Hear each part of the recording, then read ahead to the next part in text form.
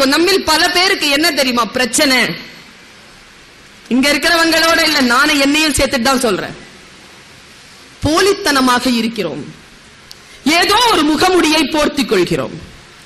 Personality அப்படிங்கிற சொல்லுக்கு என்ன அர்த்தம் தெரியுமா? பர்சனோ அப்படின்னு சொன்னா முகமூடி. அது ஒரு இத்தாலிய சொல். இப்போ கணவனிடத்தில் மனைவி மனைவி என்கின்ற முகத்தை தான் காட்ட முடியும். குழந்தையிடத்தில் தாய் என்கின்ற முகத்தை காட்டுவது, வேலை செய்கின்ற இடத்தில் சபார்டினேட்டாக முகத்தை காட்டுவது, தொண்டு செய்கின்ற நேரத்திலே தொண்டராக முகத்தை காட்டுவது. இந்த முகத்தை சரியான நேரத்தில் காட்டுவதற்கு பெயர் தான் பர்சனாலிட்டி. பர்சனாலிட்டியை டெவலப் பண்ண முடியாது, அதை சரி செய்து கொள்ளலாம், அவ்வளவுதான். சரி செய்ய தான் முடியும், டெவலப்லாம் பண்ண முடியாது. பர்சனாலிட்டியா இருக்கணும் அப்படிங்கிறது என்ன? நம்மில் பல பேர் போலித்தனத்தில் இருக்கிறோம், போலியாக இருக்கிறோம். எங்கே போலித்தனம் வருகிறதோ அங்க போயிடுதுங்க வாழ்க்கையில. ரொம்ப மிக முக்கியமான விஷயத்த ஏன் தெரியுமா?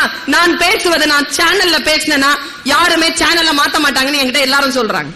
பர்வீன் பேசுறாங்கன்னா சேனல் ஓகே, ஏதோ பேசும் அந்த பொண்ணு கேட்கலாம் அப்படின்னு. ஏன் தெரியுமா? நான் நாவிலிருந்து பேசுவதில்லை, என் நாபியிலிருந்து பேசுகிறேன், என் ஆத்மாவிலிருந்து பேசுகிறேன். அதனால் நான் பேசுவதில் ஏதோ சத்தியம் இருக்கும் என்று சொல்லுகிறார்கள். அந்த சொல்லுக்கு கட்டுப்பட்டுத்தான் சத்தியத்தை பேசிக் கொண்டிருக்கிறேன். சத்தியம் பேச வேண்டும், எந்த மறைப்பும் இல்லாமல் பேச. போலித்தனத்துல இருக்கிறோம் நாம. பல நேரங்களில் ஒரு 38 வயசு பொண்ணுக்கு ஹார்ட்ல ப்ராப்ளம் வந்துச்சான். பெண்கள் கவனிக்க, ஹார்ட்ல ப்ராப்ளம் வந்துச்சு. ஹாஸ்பிட்டல்ல போய் அட்மிட் ஆனா, சான்ஸே கிடையாது, 50-50 தான். ஹாஸ்பிட்டல்ல போனோம், நிறைய பிளாக்ஸ் இருக்கு.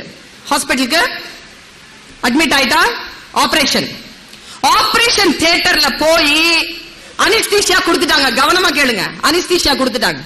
அனஸ்தீசியா கொடுக்கும் போது ஆண்டவரோட கனெக்ஷன் வந்துருச்சு. ஆண்டவர் பேசுறார். என்னப்பா எப்படி இருக்கிற?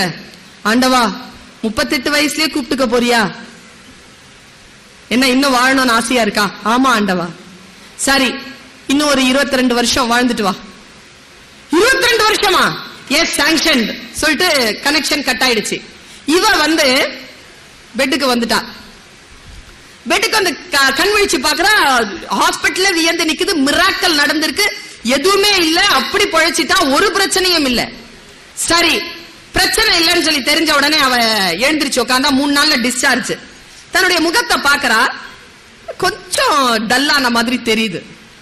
சரி, நாம சரி பண்ணிக்கலாம் எல்லாத்தையும் சொல்லிட்டு இந்த உடம்புல எல்லாத்தையும் சரி பண்ண தொடங்குறா. Face lifting, fat reduction, body shape, slimming எல்லாம் பண்ணிட்டா. பண்ணி முடிச்சிட்டு 38 வயசு பொண்ணு மாதிரி இல்ல, 22 வயசு பொண்ணு மாதிரி ஆயிட்டா. அந்த ட்ரீட்மெண்ட் பண்ண டாக்டருக்கே ஆசை வருது அந்த பொண்ணு மேல. அவ்வளவு அழகாயிட்டா. 3 மாசம் ட்ரீட்மெண்ட்க்கு அப்புறமா ஹாஸ்பிட்டல் விட்டு வெளில வரா. வெளியில வர பாருங்க, லாரி அடிச்சு செத்துட்டா. லாரி அடிச்சு செத்துட்டா. நேர ஆண்டவன் கிட்ட போயிட்டா. ஆண்டவர் நிக்கிறார் முன்னால. என்ன ஆண்டவா, 3 மாசத்துக்கு முன்னால் தானே சொன்ன 22 வருஷம் வாழலான்னு, இப்படி என்ன கூப்பிட்டுட்டிய மறுபடியும்? ஆண்டவர் சொன்னாராம், அடிப்பாவி அது நீயா, அடையாளமே தெரியலன்னாரா. அவர் பல நேரங்களில் ஆண்டவருக்கே அடையாளம் தெரியாதது போல் மேக்கப் போட்டுக் கொள்கிறோம். எதற்கு இந்த மேக்கப்? ஆரோக்கியமாக இருப்பதுதான் அழகு, புத்திசாலியாக இருப்பதுதான் அழகு. உடல் ஆரோக்கியமாக இருக்கிறதா நீ அழகி. மற்றவர்கள் பேசுவது உனக்கு புரிகிறதா? மற்றவர்கள் புரிகின்றது போல் நீ பேசுகிறாயா? நீ பேரழகி. அவ்வளவுதான். அழகுங்கிறதுக்கான கான்செப்ட் இவ்வளவுதான். உடலில் இல்லை, ஆரோக்கியத்தில் தான் இருக்கிறது அழகு. ஏதோ ஒன்றை நாம் மறைக்கிறோம், நம்மில் ஏதோ ஒன்றை மறைக்க துடிக்கிறோம் நாம். நான் சமீபத்தில் உத்தரமேரூர்ன்ற ஒரு இடத்துக்கு போயிருந்தேங்க. நேரம் நெருங்குகிறது. உத்திரமேரூர் போயிருந்தேன். இத நான் சொல்லிடுறேன், மனசுல தோணுது சொல்லணும்னு சொல்லிடுறேன். வேற ஒரு வேலைக்காக போயிருந்தேன். அன்னைக்கு அங்க படுகளம். உங்களுக்கு படுகளம் என்னன்னு தெரியுமா? தெரியாது. 18 நாள் கூத்து கட்டுவாங்க திரௌபதி அம்மன் கோவில்ல. 18 நாள் அந்த பூஜை நடக்கும் அந்த கோவில்ல. அந்த கோவில்ல 18 நாள் பூஜையில 10ஆம் நாளிலிருந்து அந்த படுகளத்தை அமைப்பாங்க. 10ஆம் நாள் போர். அந்த படுகளம் எப்படி இருக்கும்னா, 65 அடிக்கு, கொஞ்சம் கவனமா கேளுங்க, 65 அடிக்கு பெரிய ஒரு சிலை கீழே போடுவாங்க. தலையில பெரிய கிரீடம் வைப்பாங்க. கிரீடம் வச்சு ஒரு கால் இப்படி விரிச்சு போட்ட மாதிரி ஒரு சிலை. நான் அந்த சிலையை பாக்குறேன். கூடி நின்று இருக்கு கூட்டம். வெயில் கொளுத்துன்னு கொளுத்துது. உள்ள கோவில்ல பூஜை நடக்குது. திரௌபதி அம்மன் கோவில் பூஜை நடந்துகிட்டே இருக்கும் பொழுது திடீர்னு 2 பேர் வெளியில வந்தாங்க கோவில்ல இருந்து. இது நடந்தது, எனக்கு தெரியாது என்னன்னு. 2 பேர் கோவில்ல இருந்து வெளியில ஓடி வந்தாங்க. 2 பேரும் அரிதாரம் பூசி இருந்தாங்க, கூத்து கட்டி இருந்தாங்க. வெளியில 2 பேரும் கதை வச்சுக்கிட்டு சண்டை போடுற மாதிரி நாடகம் பண்ணிக்கிட்டே ஒருத்தன் தலைமாட்டுல நின்னுட்டான், ஒருத்தன் கால் மாட்டுல தொடையில ஒரு பானையை கவுத்து வச்சிருந்தாங்க. அந்த பானைக்குள்ள முழுக்க குங்குமம் இருந்தது. ஒரு கதையால ஒருத்தன் அந்த பானையை அடைச்சான். அந்த பானை உடைஞ்சது. அந்த குங்குமத்தை எடுத்து எல்லோரும் பிரசாதமாக எடுத்துக்கிட்டாங்க. தலைக்கட்டை நின்னுட்டு இருந்தவன் கீழே விழுந்து செத்த மாதிரி நடிச்சான். விஷயம் முடிஞ்சது. உள்ள இருந்து திரௌபதி அம்மனை கூட்டிட்டு வந்தாங்க.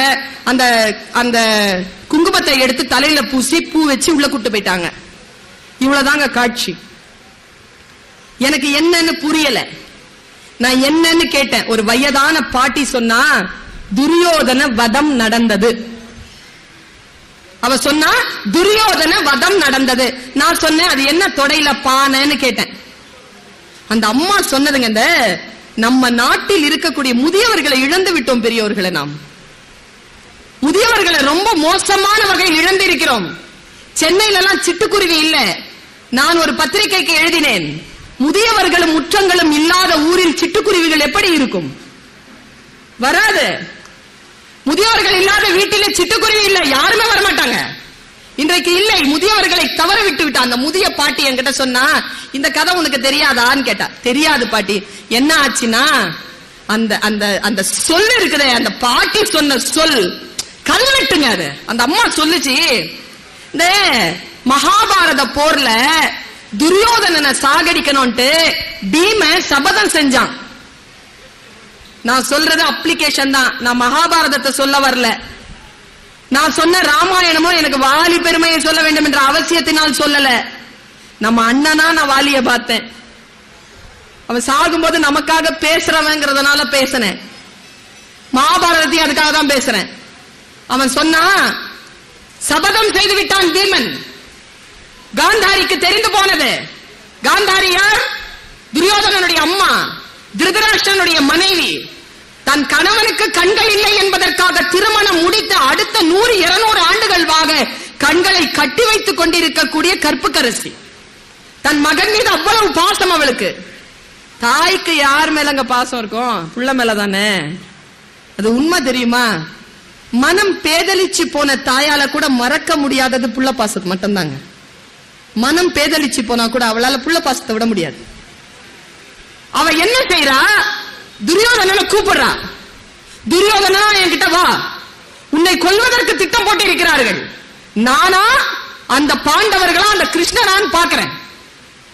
தாய் அன்புக்கு முன்னால் இறைவன் மண்டியிட செய்கிறேன். நான் என் பிள்ளையை நான் காப்பாற்றுகிறேன். உங்களுக்கு ஒரு ரகசியம் தெரியுமா? எல்லா தெய்வங்களும் அந்த கருவறையில் இருக்கும். தாய், எல்லா தெய்வங்களும் அந்த கருவறையில் இருக்கும். அந்த கருவறையே இந்த தெய்வத்திற்குள் தான் இருக்கும். அவ சாதாரணமானவ கிடையாது. பொறுமையில் சிறந்த பூமியும் உண்டு, பூமியை விஞ்சும் தாய் மனம் உண்டு. கோவிலில் ஒன்று, குடும்பத்தில் ஒன்று, கருணையும் தாய்மையும் கடவுளும் ஒன்று. கடவுளும் ஒண்ணு. தாய் அவ்வளவு சீக்கிரமா இட போட்டுற முடியாது. அந்த தாய் கூப்பிடுறவா, உன்னை நான் காப்பாற்றுகிறேன். நேரா வந்தான். துரியோதனா, நான் உன்னை காப்பாற்ற வேண்டும் கண்ணா. நீ ஒன்று செய், நேரா போ, அந்த குளத்துல குளி, உடலில் ஒரு ஆடை இல்லாமல் என் முன்னால் வா. சரி அம்மா சொல்லிட்டு போனான் துரியோதன. வெளியில இருந்து கிருஷ்ணன் இத கேட்டான். கிருஷ்ணன் சாமானியமானவனா? கள்ளராஜன் அவன். எல்லா திருட்டுத்தனங்களையும் செய்தவன். ஆனால் என்ன, ரம்யமானவன். கிருஷ்ணன் உயர்ந்தவன். அவன் செஞ்சா எல்லாம் சரியா இருக்கும். அதனால எல்லாம் ஏற்றுக்கொள்ளவே. அதற்கு பின்னால் தத்துவங்கள் உண்டு. மனிதனுக்கு ஏது புரிகிறது தத்துவங்கள். கிருஷ்ணன் இதை பார்த்தான். ஆஹா, காந்தாரியின் முன்னால் துரியோதனன் வந்துவிட்டால் துரியோதனனை நம்மால் அழிக்க முடியாது. துரியோதன் அழியவில்லை என்றால் போர் முடியாது. துரியோதன் வதம் முக்கியம். இதற்கு எதிரும் செய்ய வேண்டுமே யோசிச்சான். என்ன தெரியுமா செஞ்சான்? நேரா துரியோதனன் கிட்ட போய் நின்னான். துரியோதனன் குளிச்சுட்டு அப்படியே நடந்து வரான், டிரெஸ்ஸே இல்லாம. அப்ப உடனே கண்ணை மூடிக்கிட்டு சொன்னா, என்னடா இப்படி வர? அம்மா கூப்பிட்டா. அம்மா கூப்பிட்டா அப்படியே போயிருவியா? அம்மா பொம்பளை பிள்ளை இல்லையா? மறைக்க வேண்டியதை மறைச்சிட்டு போடா, அறிவு கெட்டவனே அப்படின்ட்டு போயிட்டான். பாருங்க புத்தி. உடனே ஒரு வாழை இலையை எடுத்து இடுப்பை சுற்றி மறைத்து கொண்டான். நேரா அம்மா கூப்பிட்டா, வந்து விட்டாயா துரியோதனா? வந்தேன் அம்மா. கண்களை எடுத்தாள், கண்களில் இருந்த அந்த பட்டியை எடுத்தாள். இவ்வளவு ஆண்டு காலமாக கண்களில் சேமித்து வைத்துக் கொண்டிருந்த அந்த சத்தியம் என்கின்ற சக்தியை தன்னுடைய பிள்ளையினுடைய உடல் முழுக்க பாய்ச்சுவதற்காக உச்சந்தலையிலிருந்து மெதுவாக பார்க்க தொடங்கினாள். எல்லா அங்கங்களிலும் அவளுடைய ஆசீர்வாதம் விழுந்து கொண்டே இருக்க, இடுப்பிலே ஒரு இலை மறைத்திருக்க, கால்கள் வரைக்கும் பார்த்துவிட்டு கண்களை மூடிவிட்டு அந்த தாய் சொன்னாள், தவறு செய்து விட்டாயே துரியோதனா, எதற்காக மறைத்து நின்றாய்? அம்மா கிருஷ்ணன் சொன்னான், அம்மா இருந்தாலும் மறைத்து விடுவதை மறைத்து விட்டு போ என்று சொன்னான். தவறு செய்து விட்டாய் துரியோதனா என்று சொல்லிவிட்டு போனான். உடம்புல பீமன் அடிச்சா, துரியோதனனுக்கு உடம்புல எங்க அடிச்சாலும் உயிர் போகாது. தாயின் பார்வை படாத அந்த தொடையில் அடித்தால் உயிர் போயிடும். நான் ஏன் தெரியுமா இதை சொல்றேன்? இறைவனுடைய ஆசீர்வாதமோ வாழ்க்கையில் வாய்ப்புகளோ நமக்கு முன்னால் முழுமையாக வருகின்ற பொழுது முழு நிர்வாணத்தோடு மன நிர்வாணத்தோடு அதை எதிர்கொள்ளுகின்றவர்கள் யாரோ அவர்களுக்குத்தான் அந்த ஆசீர்வாதம் கிடைக்கிறதே தவிர ஒரு சிறிய மறைவோ ஒரு சிறிய கரப்போ இருக்கக்கூடியவர்களுக்கு அந்த ஆசீர்வாதம் மிஸ் ஆயிடுதுங்க. அந்த ஆசீர்வாதத்தை ஒவ்வொரு மனிதனும் தன் மனக்குறையினால் தவற விடுகிறான். துரியோதனனை போல ஏதோ ஒன்றை மறைத்துக் கொள்கிறோம் நாம். இறைவனுக்கு முன்னாலும் கல்விக்கு முன்னாலும் கற்றலுக்கு முன்னாலும் என்ன திரை இருக்க முடியும்? எந்த திரையும் இல்லாமல் கற்றல், எந்த திரையும் இல்லாமல் அடுத்தவர்களை நேசித்தல், இது நம்மிடத்தில் இல்லாத பொழுது உறவும் வாழ்க்கையில் வளமும்